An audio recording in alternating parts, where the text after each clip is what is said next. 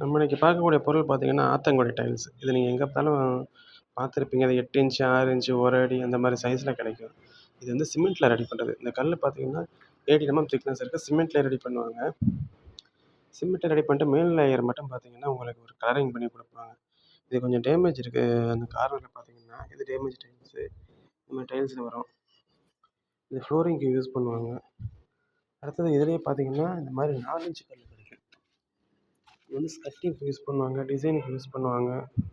இது டைல்ஸை ஒட்டிட்டு என்ன பண்ணணும்னு பார்த்தீங்கன்னா, க்ரௌட் போடணும். அதுக்கு சிமெண்ட்லேயே கலரை யூஸ் பண்ணி அதை க்ரௌட் பண்ணிடுவாங்க. இதுக்கே தனி க்ரௌட் பண்ண மாட்டாங்க.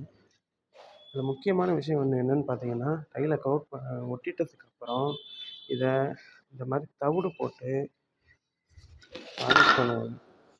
இது எங்கேயுமே பார்த்துருக்க மாட்டேங்க. தவிடு போட்டு 3 நாள் அப்படியே விட்டுருவாங்க. அதுக்கப்புறம் இதை வந்து லேசாக தேய்ப்பாங்க. தேய்ச்சி க்ளீன் பண்ணதுக்கப்புறம் பார்த்தீங்கன்னா, இது நல்லா பாலிஷ் ஆகிருக்கும். இது ஸ்கட்டிங்க்கு யூஸ் பண்ணாங்க. இந்த இடத்துல பார்த்தீங்கன்னா, இப்போதைக்கு ஒரு பார்டருக்காக யூஸ் பண்ணியிருக்காங்க. பார்த்தீங்கன்னா, அந்த எண்ணெய் பசை இறங்கிட்டு இதில இன்னும் கொஞ்சம் பாலிஷ் பண்ணா சரியாயிடும்.